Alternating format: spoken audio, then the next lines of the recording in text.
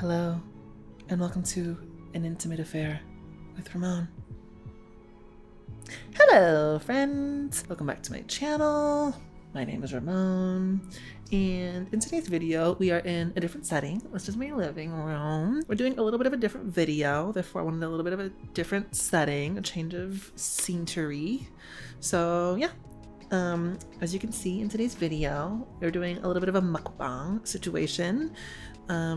My boyfriend made me some pancakes. I'm going to be sharing some opinions, therefore it's the title of the video. Hot takes and hotcakes. A mukbang. I'm salivating already. As you can see in the video title, we're going to be discussing some very controversial opinions about a semi-controversial brand, Drunk Elephant. What do I have to say? Let's find out. Before we get started, I just want to say that you should be subscribed. Subscribe to this channel. Hit that notification bell. Hit that thumbs up. Because then I can do more of these, because I know you like them. And also, before we start, I just want to say excuse the mess of my face. I'm in the middle of a sunscreen review. Therefore, I'm not touching anything, not checking anything for the sake of midday check-ins. So, yes. But stay tuned. Review to come. So, Drunk Elephant. My beef with Drunk Elephant isn't necessarily around them having bad products. They got good products. I'm gonna be real with you. Well, they got decent products. I've tried, for the most part, their entire line, minus their last 2 launches, I believe. And on top of that, they're not bad products necessarily. I'm gonna be real with you. But my beef with the company and then my beef with the brand is around their marketing and their branding, the tactics that they use as a company, and essentially like the lessons and the things they teach to their customer base. So, these are so good. To preface all of this, I worked for Sephora for a year. Therefore, I got to work with the brand reps. I've got to get in brand training with them. I used products on clients, especially in makeovers. I sold products to clients. And, you know, if clients wanted specific things, that was a brand that potentially recommended. That being said, there's also people who just were Drunk Elephant like fanatics. They were obsessed with the brand. They're people I like to call goop moms, because they're a very certain demographic, if you know what I mean. Overall, what I'm going to touch on in today's video is there are certain ingredients, specifically the ingredient list, but like more specifically certain types of ingredients they feature in the products, the price point of the brand, which is a huge factor, their customer service, and that was a controversy that they did have recently in the last year, as well as their like brand superiority complex of sorts, and like how they teach and educate how to use their products and like ingredients and whatnot, especially around the suspicious 6, which is a big part of their brand marketing strategy. So going back to the customer service ethics points of the brand, there was a little bit of an issue. They're slightly known for, again, having this little bit of a superiority complex, being a little bit snooty. There was a situation where people were complaining, saying like, hey, I had irritation that I experienced from your products, you know, something made me break out, I got a rash, blah, blah, blah. And their method of dealing with that was being like, well, like, if you're using brands that aren't Drunk Elephant and products that belong to those brands, that's the reason you're getting irritation. It's not our products. Our products do not cause sensitivity. They don't cause irritation. That's not what our products do. So therefore, it's anything else you're using. And I've seen situations from like other people have posted about this, of screenshots of like DMs or like Instagram captions being like, hey, like I use nothing but Drunk Elephant skincare, and the only non-Drunk Elephant product I use is like a concealer. And Drunk Elephant would be like, well, it's probably the concealer. That's not our stuff. Even if the person had been using that concealer for X amount of years. So one of the tactics or one of the practices that they use to teach customers how to use their products is cocktailing. And the concept with that is that their claim, their way of teaching is that, oh, you can mix these serums, these actives, these moisturizers, all this stuff together, cocktail it, and use it. That way it's basically expediting, streamlining the skincare process, which we'll get into, but that's... And then the big brand marketing strategy, again, for the company is their Suspicious 6, which I'm going to break down for you right now. But I was watching a video with Tiffany Masterson in it where someone was interviewing her, and she kind of went down and explained the Suspicious 6 and why she didn't include them, her beliefs around them. So let's break it down. I'll explain to you my perspective. To preface everything, I'm coming into this from a biochem student / cosmetic formulation standpoint. I'm starting a cosmetic sciences program this fall, therefore A lot of the stuff that I talk about and I speak about is based from that perspective, from like a product formulation, chemistry standpoint. So, suspicious 6, number 1. Essential oils. Her big thing is she doesn't use them, especially fragrant ones.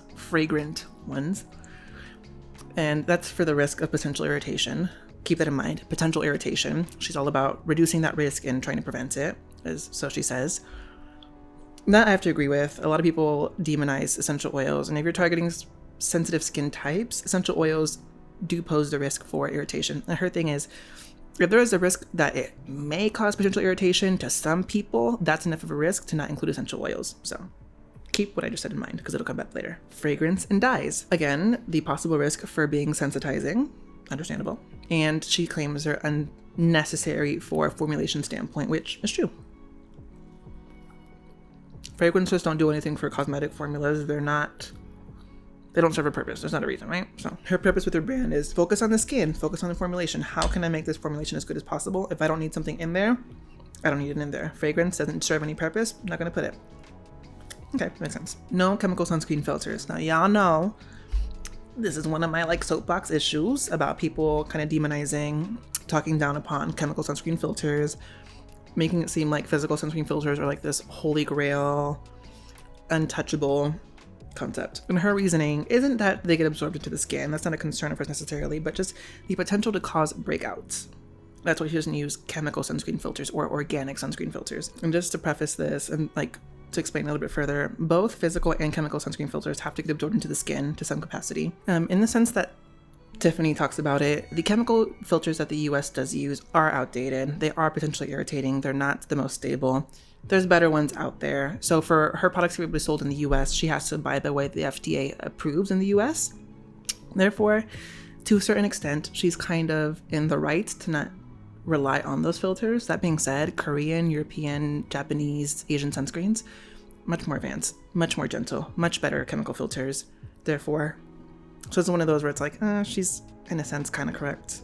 I will give her this one for this whole reason that what we're allowed to use in the US aren't the best. Granted, she says sunscreen filters can cause acne. I find that physical sunscreen filters, specifically her formulations, are so occlusive. They actually cause me to like have pore cloggage and congestion. Umber Sheer Physical Defense Sunscreen, the physical one. Zinc oxide's the only filter, which is decent. For zinc oxide to work effectively with really good protection, you need to have such a high percentage of it, which in this product it's 20%, that the formula really starts to become very cosmetically unelegant. And if you use either of her sunscreens, this one, which is the non-tinted one, or the Umbra tinted one, they're so thick and so tacky and sticky that they're so occlusive that they do increase the likelihood of like sebum being trapped in your pores and causing you to break out. Whereas chemical filters, they're much more lightweight. They're a lot more cosmetically elegant. They're not so heavy. They don't increase the risk of breakouts the way that this one does. Also, these sunscreens don't wear well under makeup, and they're really not POC friendly. Like, especially the tinted one, like even on me, like it had a certain type of look, and on deep skin people, it is still really ashy. So, and you need to wear sunscreen. You need a sunscreen that's going to be cosmetically elegant so that you wear it, and they're not. These are not pleasant textures or formulas. SLS, or sodium lauryl sulfate. Sodium lauryl sulfates.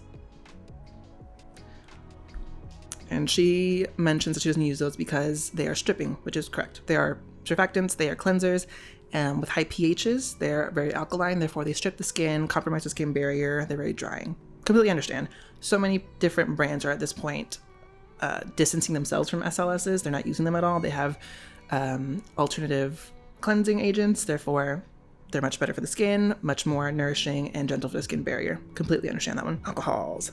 And homegirl claims, by the way, check out my alcohol video, very informative. She claims she only uses fatty alcohols because there's no risk, no potential in irritating the skin because they are fatty, much more rich and like moisturizing, which is kind of correct. And how she doesn't use drying alcohols because they dry the skin, and there's so much evidence that over time they do dry the skin. And check out my alcohol video if you want like a more in-depth explanation on this, but I will be coming back to this point because she's like 75% of the way right. maybe more like 60%. The last of the suspicious 6 is silicones. And she doesn't necessarily hate silicones. She does consider them clean ingredients. The reason she doesn't use them is because she doesn't really think that they have the ability to stay on the skin. They evaporate off, and with that evaporation, they essentially pull water out with them. This is the way she phrased it. So, but she's essentially kind of correct. But then once we get into the formulation of her products, there's stipulations to this mentality, to this thought process. So once we get past the suspicious 6, which we'll get back to, there's specific marketing tactics that Drunk Elephant used that I'm also concerned with. First and foremost, their thing is there's no such thing as a skin type. And basically, their range of products is universally approachable, and you just really got to tailor it to what you need. Well, if you're tailoring a routine, it's to your specific skin type. You can't tell me there's not a skin type, right? You can't tell me that everybody's skin is the exact same and that we were all created perfect and no one has skin problems, and the only reason you got skin problems is because you're not doing something right. You can't base an entire routine for such a diverse group of people, ages, skin types, environments, health concerns. You can't do that, you know? Her products are decent and there's a decent range, but also going back to earlier statement of people complaining and the customer service claiming, well, if you use something that's not Drunk Elephant, that's not our problem. There's not necessarily a full range of items available in that one brand. They're close at this point. They've introduced a lot of products to make it a very well-rounded skincare routine, but it's not very conducive to really tailoring to specific skin concerns, right? So much of the brand is based around not wanting to sensitize skin or not wanting to exacerbate sensitized skin. But a big issue with their formulation is that they feature such long, complex ingredient lists. And on top of that, they include fruit and plant extracts.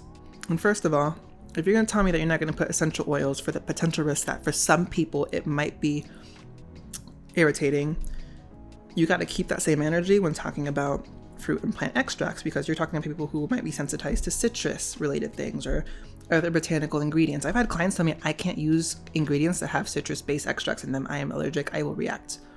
And I'm like, okay, thank you. And it's very real, especially people who do have compromised, damaged skin or they have allergies. Like, that is, again, potentially irritating to some. And with that, we get to, for a brand that essentially wants to be so universal, they need to be more basic in what they offer. And then Drunk Elephant fundamentally is a very straightforward, basic line in terms of like the concept of each product. You got a cleanser, you got an oil cleanser, you got some exfoliants, you got some serums, you got some moisturizers. But the ingredients lists are so complicated, there's so much going on, that in effect, it doesn't make it that straightforward, that simple. And on top of that, with the complicated ingredient list and all that stuff, their price point's outrageous. And I understand for, you know, the virgin marula oil, their staple product, that's what a lot of their products are based around. They talk about ethical sourcing and really wanting to be able to rely on the resources they get those from. Therefore, they invest a lot of money into ensuring that the crops stay good and that they're able to utilize that resource for a long time, a long periodical time. But then you get into like $35 for a cleanser. No. $65 for a moisturizer. No. How much is their vitamin C? $70, $80, $90 vitamin C serums or whatever. Their price points are too high. Way too high. And those ingredient lists are way too long, way too compromising for it to be like a very approachable, straightforward, non-irritating line. Going back to the cocktailing bit, which again is something that the brand rep really pushed, which can kind of make sense for certain elements. Like I cocktail moisturizing and hydrating agents. When it comes to certain serums though, you get into the element of cocktailing actives and you can get into a really risky area with that. First and foremost, because you risk mixing actives that can react with each other and increase the risk of sensitization or irritation. Secondly, because you risk not being able to apply an even consistent layer of that active, and so it's kind of like a very ununiform mixture, and therefore, let's say you try to mix a vitamin C into a moisturizer and you don't do it evenly enough, you're not going to get the full benefits of the vitamin C everywhere you want it. It's going to be very like patchy and spotty. And third of all, because you risk putting high strength, high irritating actives in places they're not supposed to be. For example, their AHA, BHA serums, the Framboos and the Sukari Baby Facial. Well, you shouldn't be putting that near your eye. The Framboos the vitamin C serum, and the retinol. If you were to mix those into something and that gets too close to your eye, you're screwed. I have girls that still work at Sephora that I talked to where they told me about the retinol that they launched, a Passioni, and how they didn't rinse it off their hands, went in to apply eye cream and still had the residual retinol on their fingers when they went to apply eye cream, and like within days, they had peely, red, irritated skin all around their eyes. And so that's a risk you take when you're recommending customers who don't necessarily know well to cocktail their stuff. You should never cocktail retinol in the first place ever. And instead of cocktailing, you have to teach to layer. You got to layer things appropriately and teach that too frequent use of too high strength actives too often throughout the week leads to irritation, leads to sensitization in the skin. That's not something they really preach. They don't really give a very good in-depth instruction on how to start on a retinol treatment, which you really have to do very slowly.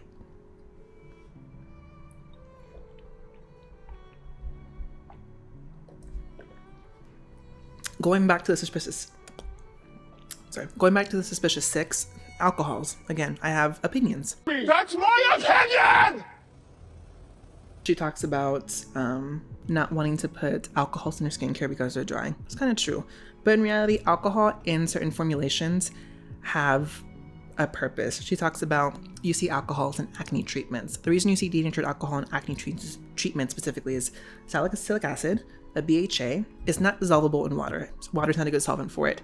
It does dissolve very well in ethanol and denatured alcohol, which are the same things. And therefore, in order for it to be easily dissolvable in its format, a liquid, a lotion, or whatever, it has to have that ingredient to do so. On top of that, denatured alcohol in a lot of products allows certain actives to permeate the skin a lot better. Therefore, they're a lot more effective, so you get the most results out of them. So if you find alcohol in something, but you find other nutrients, other actives, other antioxidants in that same product, those are going to penetrate a lot deeper. That's why the alcohol's in there. Now, on top of that, if there's other things that aren't good in the formulation, for example, botanicals, fruit and plant botanicals like she got in her serums, those could penetrate too deeply and cause more irritation. So that is a risk that you do face. But most times than not, if you see alcohol in a formulation, ethanol or denatured alcohol or alcohol denat, which again, all the same thing, and you see humectants, emollients, occlusive ingredients in there as well, those are counteracting the negative effects of alcohol, point blank. So it's not a big concern to have it in skincare anymore.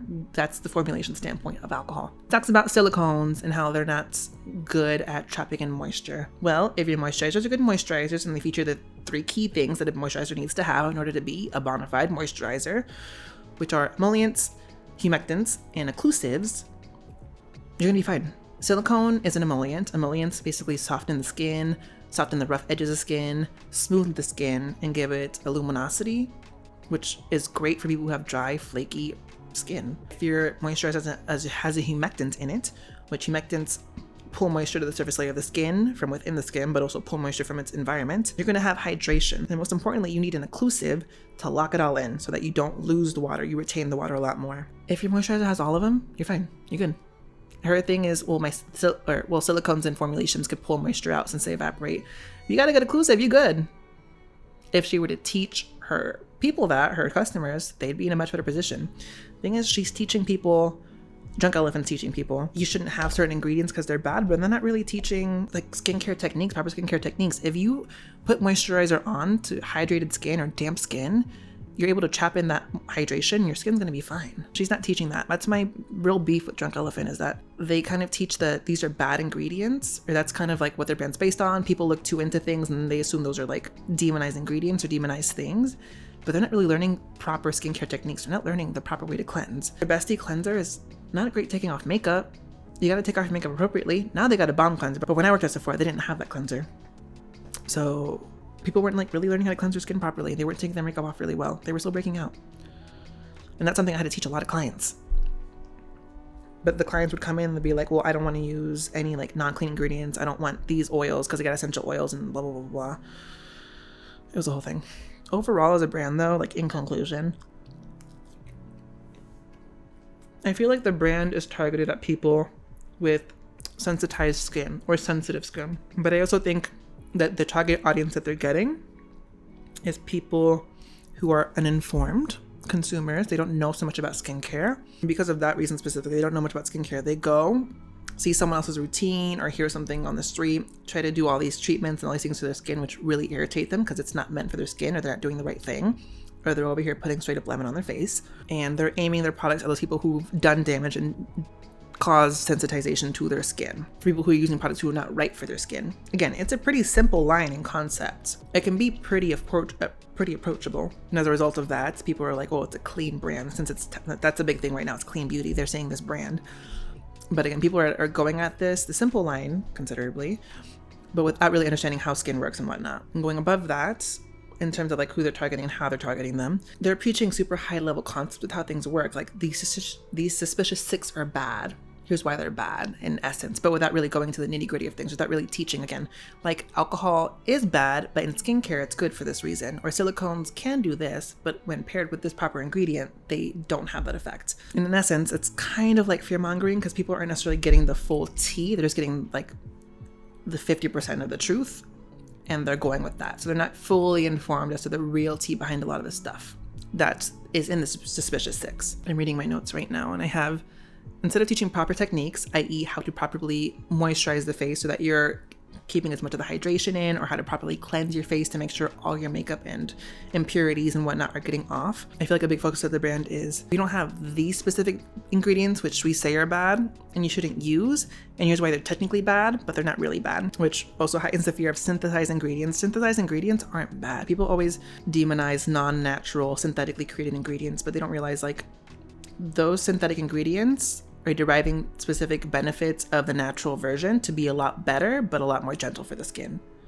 That's why citric acid in itself is good, but rubbing a straight lemon on your face isn't. If the line was really for working with sensitive skin or not working to sensitize skin by increasing the likelihood of irritation, they wouldn't have such complicated ingredient lists. They would really pare it down to the bare essentials. You don't need all those extra fruit and plant botanical extracts if it doesn't necessarily serve the overall benefit of that one product. And if they want to be a simple, approachable line, the price point should reflect that as a result. It's a super expensive line. I generally don't recommend anything from that brand for that reason alone. And like overall, like watching the interview with Tiffany herself, she has the best of intentions, all honestly. Like she puts in a lot of research, works with really good scientists. She herself isn't a scientist, but these are things she's read and how she understands things. I just don't necessarily agree with 100% of the stuff she puts out, information or product-wise, and her methods of doing so. But she herself, like she, for the most part, has good intentions. She's very smart. She's a really great businesswoman.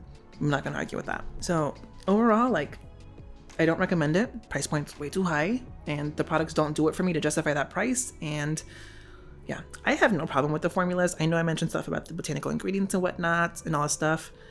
I don't have problems with those personally. My main issue is the mantra and the motto they try to go for versus what the real tea is and how that doesn't line up. So if you like the brand, keep buying it. I like some products. I'm not repurchasing. If someone wants to send me the Proteini, feel free to. Love that moisturizer. I'm not paying for it. But as a consumer, you have buying power. You have the power of purchasing.